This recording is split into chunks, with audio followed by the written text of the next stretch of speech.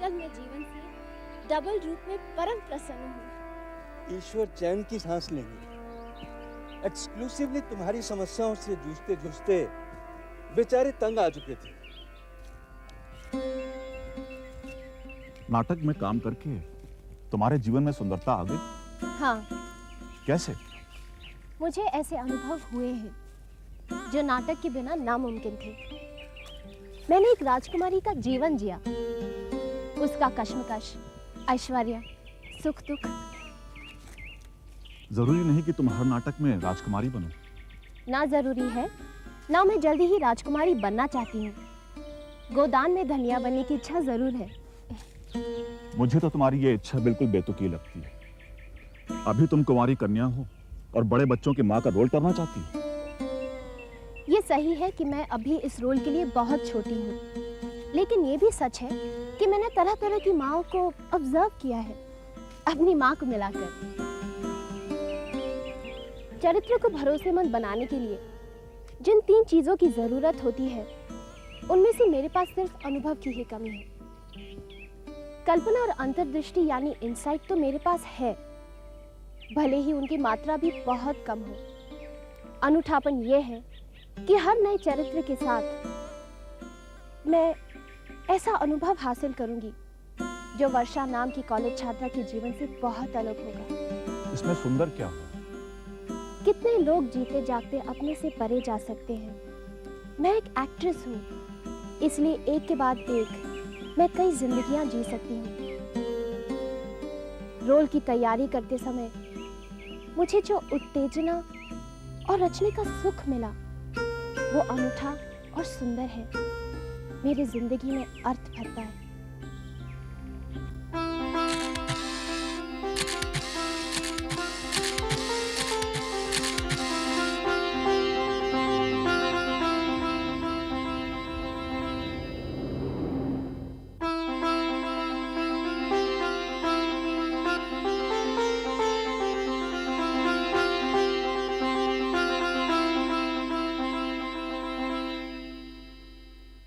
आइए आइए, क्या सेवा करूं? सौम्य मुद्रा नाटक की कॉस्ट्यूम आपके यहाँ ही बनी थी? जी हाँ। सौम्य मुद्रा ने नाटक की शुरुआत में जो साड़ी पहनी थी वो चाहिए। हम सबको एक एक चाहिए। मुझे वो चाहिए जो सौम्य मुद्रा ने इंटरवल के बाद पहनी थी। सुनिए, मुझे वो चाहिए जो सौम्य मुद्रा ने मयंक दत्त से पहली भेंट के समय पहनी थी। हमें भी वही चाहिए। अभी देता हूँ।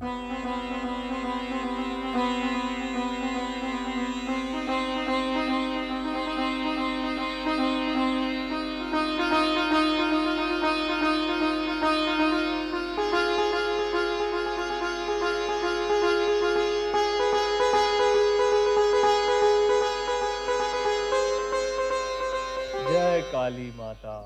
शांतम पापम। रंगमंच, कविता और अब मॉडलिंग।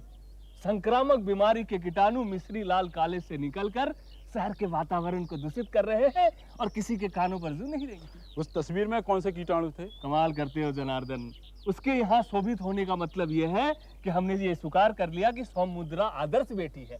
नई पीढ़ी ने स्वीकार कर लिया कि सौम्य मुद्रा उनकी रोल मॉडल है। सौम्य मुद्रा धीर गंभीर युवती थी। तभी तो उसने विजातीय चित्रकार से प्रेम किया और उसी प्रेम की खातिर उसने गज गर्जन का विवाह प्रस्ताव ठुकराया। अपने निजी जीवन का फैसला उसका अधिकार था, चाहे पिता के साथ साथ सारा साम्राज्य तबाह हो जाए। तुम भी दिव्या जी की चाल में आ गए। अरे वो नाटक फाटक और कुछ नहीं, हमारे घरों के भीतर नारी स्वतंत्रता की सुरंग बिछाई जा रही है।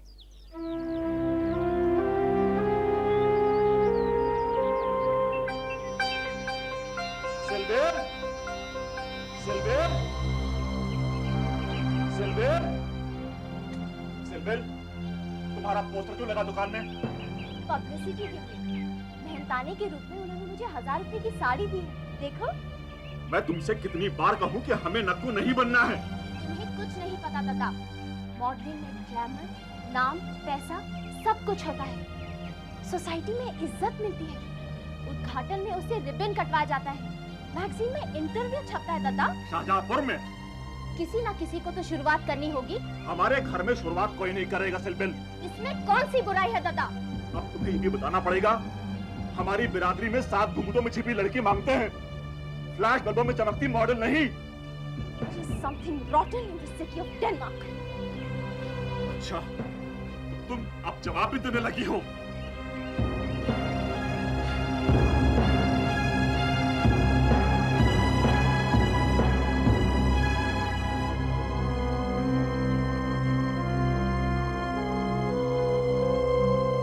निजी नैतिक संहिता बनाती है, कुतर्क करती है।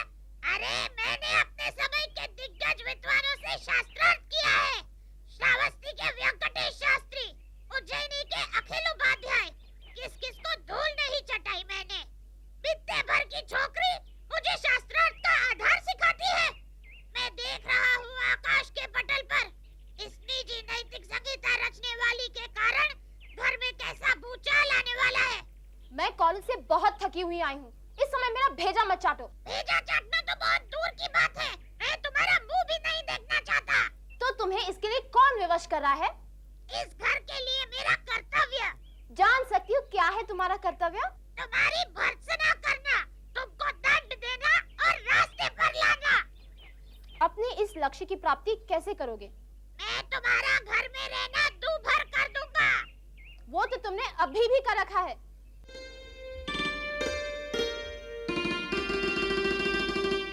सुनिए, सुनिए। मंच की राजकुमारी को शब्द चितेरे की तुच्छ भेंट। ये एक कलाकार की दूसरे को श्रद्धांजलि है।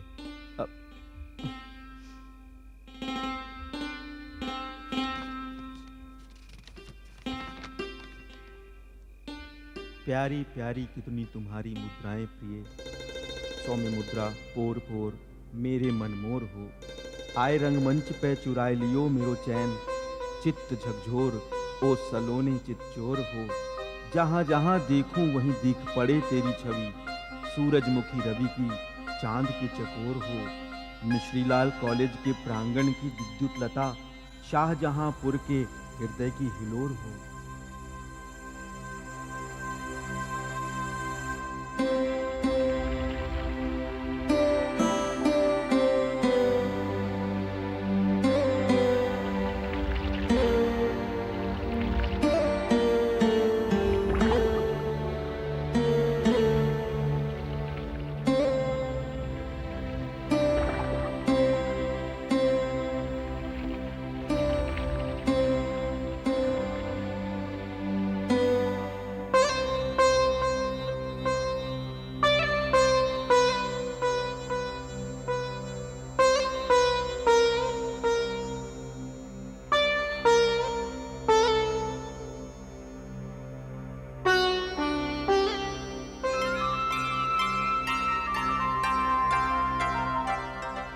तुमने मेरे मन का चैन और आंखों की नींद छीन ली है। सोते जागते तुम्हारी ही छवि आंखों में बसी रहती है। मैंने तुम्हारा क्या बिगाड़ा था जो तुमने मुझे ऐसी सजा दी?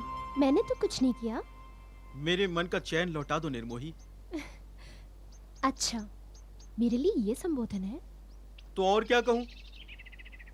सौम्य मुद्रा पर कविता क्यों लिखी? वियोगी होगा पहला कवि, आह से उपजा होगा गान, उमड़कर आंखों से चुपचाप वही होगी कविता अनजान। जयशंकर प्रसाद से नहीं पूछा कि ये कविता क्यों लिखी। मंच पर सौम्य मुद्रा झूले पर बैठी और अचानक मेरे भीतर बिजली सी कौंध उठी। सब कुछ प्रकाशमान हो गया। मैंने देखा अपना जीवन, अपना भविष्य, अपनी खुशी, संसार से अपना संबंध और उसमें अपनी जगह, और सब कुछ अपने प्रेम के आलोक से दीप्तिमान। मैं अनजाने आह्लाद से थरथरा उठा। मेरे भीतर बांसुरी बजी और उसकी गूंज मेरे रोम रोम में समा गई और आकाश को छूकर चारों दिशाओं में गूंजने लगी। उस अलौकिक संगीत के साथ मेरे भीतर कविता फूल की तरह खिली और उसकी सुवास से शाहजहांपुर महकने लगा। अब सारा संसार महकेगा, भारतीय साहित्य महकेगा। गीतांजलि के बाद सौम्य मुद्रा ही ऐसी काव्य कृति होगी जिसे नोबेल पुरस्कार मिलेगा। मैंने कविता लिखी है अपनी भावनाओं से विवश होकर। यह कहना ज्यादा सही होगा कि कविता ने अपने आप को मुझसे लिखवा लिया है। मैं पुरस्कार कमेटी से कह दूंगा कि मुझे पुरस्कार की रत्ती पर परवाह नहीं। हाँ, मैं कल तुम्हें अपनी चुनी हुई कविताएं सुनाऊंगा। मैं इतनी दूर नहीं आ सकती। क्यों नहीं आ सकती? रोज रोज कौन सा बहाना बनाऊंगी? तो कल शाम सीता पाठ मंदिर के नीचे तालाब किनारे मिलो। बड़े भैया के कई मित्र वहाँ आते हैं नहाने के लिए। तो हम क्या उन्हें नहाने से रोक रहे हैं? तुमने कौन से नगर को जन्म लेकर धन्य किया है? उरई, और कौन कौन से नगरों में रहकर उन्हें कृतार्थ किया है? ललितपुर, दतिया और शाहजहांपुर। इन छोटे नगरों की सीमा में कहीं अकेले प्रेमी जनों को प्रेमालाप करते हुए देखा है? लेकिन मैं कल तक जीवित कैसे रहूंगा अन्यायी? मुझे अन्यायी मत कहो। तो क्या कहूँ, पाषाण हृदय? अच्छा जी, मैं यहाँ परकटे पंछी की तरह तड़प रहा हूँ और आपको अटखेलियाँ सूझ रही हैं। सेशन शुरू हुए इतने महीने हो गए, अभी तक क्यों नहीं तड़पे? अब तक सौम्य मुद्रा की छवि देखी थी क्या? आते जाते मुझ पर नजर तो पड़ी होगी। तब ये कहाँ मालूम था कि मिश्रीलाल कॉलेज के प्रांगण में इतनी बड़ी प्रतिभा विचरण कर रही है। मैंने तुम्हारी पहली कविता सुनते ही तुम्हारा मूल्यांकन कर लिया था। मेरी दृष्टि तुम्हारी जैसी पारखी नहीं निकली। पर ये सच है कि हमारा मिलन दो महान प्रतिभाओं का पावन संगम है।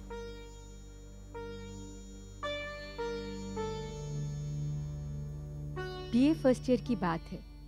पापा ने एक दिन देखा कि मैं बड़े चाव से श्रृंगार कर रही हूँ। मुस्कान से पूछा, क्या बात है? मैं पापा से लगभग कुछ नहीं छिपाती थी। कहा कि सच सच बताओ, गुस्सा तो नहीं करोगे? पापा ने मेरे सिर पर अभयदान का हाथ रख दिया। मैंने कहा, एक लड़का अभी फंक्शन में मिलेगा जो मुझे बहुत अच्छा लगता है। पापा बोले, प्रेम संसार की सबसे दिव्य अनुभूति है। मुझे बहुत खुशी होगी जब तुम आकर मुझे बताओगी कि तुम्हें प्रेम हो गया है।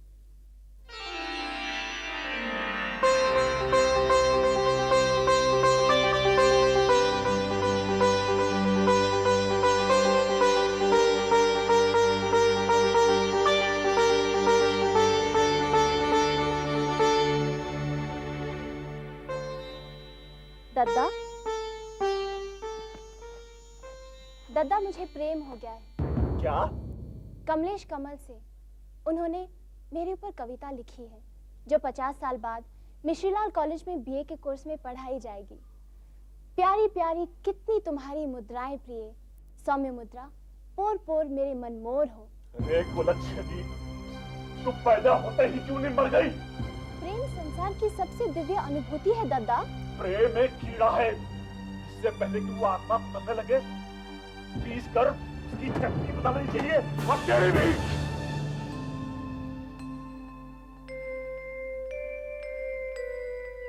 अब तो कॉलेज खाली हो गया है, चले? बात कौन करेगा? तुम क्यों नहीं? मुझ में इतनी हिम्मत होती तो मेरा नाम सिलबिल होता। मुझ में है। तुम बहुत दबंग हो। चने के झाड़ पर चढ़ा दो मुझे।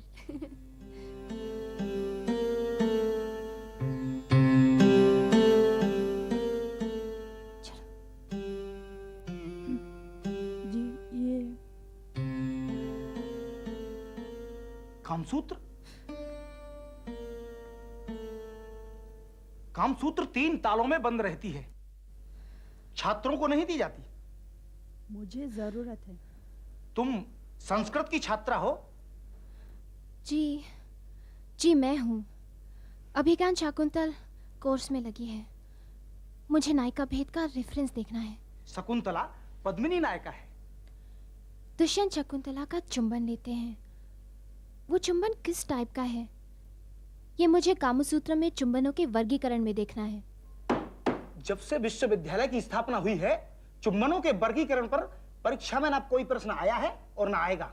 पुस्तक दिवस पर मिस कत्याल का भाषण नहीं सुना था आपने? पुस्तक ज्ञान मंजुषा है और हम ज्ञान पाने के लिए तो यहाँ आते हैं। वह ज्ञान तुम लोगों के लिए वर्जित है, क्योंकि उसका कोर्स से कोई संबंध नहीं।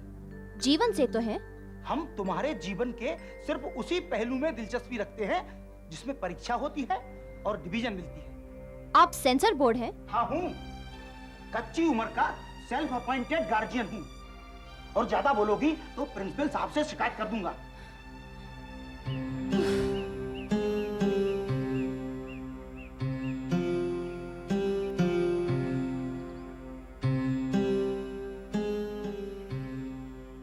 गोली रोज घूसट तो किताब खरीद लेते हैं। एक ही तो दुकान है, वो दादा को अच्छी तरह जानते हैं। डैडी को भी जानते हैं, कहीं बोल दिया तो प्रलय आ जाएगी।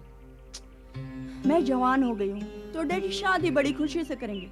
मैंने काम सूत्र पढ़ लिया तो उनकी आंखों में खून उतर आएगा। शाहजहांपुर में यही तो समस्या है, हर एक हर दूसरे को जानता है। आइडिया।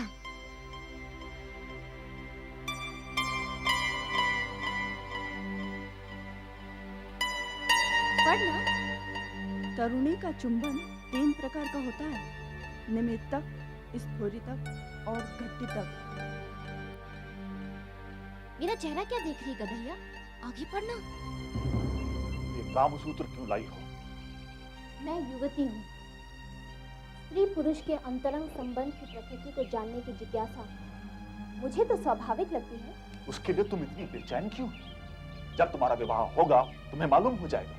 मैं तब तक प्रतीक्षा नहीं करना चाहती, क्योंकि मुझे अपनी जिंदगी की समझ को ठोस आधार देना है, अब भी। जहां तक मैं जानता हूँ, गायत्री ने तो कभी कुमार संभव में शंकर और पार्वती के अंतरंग प्रेम का चित्रण करने वाला 8वां सर्ग भी नहीं पढ़ा। इसकी तो बात छोड़ो। गायत्री मेरे आदर्श नहीं है। इसमें लिखा है कि स्त्री को 64 कलाओं में पारंगत होना चाहिए। स्त्री के लिए चुंबन के प्रकार तो अलग से बताए गए। तुम तो प्राचीन संस्कृति के ध्वजाधारी हो, फिर इतना क्रोध क्यों कर रहे हो? प्राचीन जीवन शैली की आज नकल नहीं हो सकती। तब समाज उदार था, स्त्री सम्मानित थी, उसके पास जीवन के अनेक क्षेत्रों में पुरुषों जैसे समान अधिकार थे। अधिकार दान में नहीं मिलता, उसे जोर लगाकर हथियाना पड़ता है। हमारा समाज अभी ऐसे दुस्साहस के लिए तैयार नहीं है। अगर मोहल्ले में ये बात फैल गई तो इसका परिणाम जानती हो? जानती हूँ। ये हमारी कानी नैतिक दृष्टि का परिणाम है कि जिंदगी की आधारभूत चीज को हवा बनाकर रख छोड़ा है। इसको तुम आधारभूत मानती हो? शास्त्रों के अनुसार इसका प्रयोजन केवल संतान की उत्पत्ति के लिए माना गया है। इसी मान्यता के कारण हमारे देश की जनसंख्या कीड़ों की तरह बिलबिला रही है। उन्हें सरल भाषा में ये समझाने का किसी में साहस नहीं कि हम देह के माध्यम से जरूर जीते हैं और देह का अपना निश्चित धर्म होता है, पर अनावश्यक संतान की उत्पत्ति पर रोक लगाना अनिवार्य है। हमारी नैतिक दृष्टि अब सड़ चुकी है नैतिक दृष्टि, लेकिन वो बदल तो रहेगी। जैसे विक्टोरियन इंग्लैंड में लेडी चैटरलीज लवर जैसी साहित्यिक कृति पर प्रतिबंध लगा था, जिसे बाद में सद्बुद्धि आने पर उठा लिया गया। तुम्हें इस बारे में किसने बताया? मैं इंग्लिश लिटरेचर की छात्रा हूँ दादा। तुमने पढ़ी है? हाँ, लेकिन उसमें कोई कलात्मक गुण नहीं। वो हमारे जीवन बोध को नई दिशा या ऊंचे धरातल तक नहीं ले जाती। और मैं सब तुम्हें खुश करने के लिए नहीं कह रही हूँ। ये कहाँ से मिली? एक सहेली से। कौन सी सहेली? अगर मुझसे कभी झूठ बोलोगी तो मुझे गहरी पीड़ा होगी। 3 प्रकार के तीर्थों में सत्य को मानस तीर्थ कहा गया है। दिव्या जी से, लेकिन उनका कोई दोष नहीं, मैं ही जिद करके लाई हूं।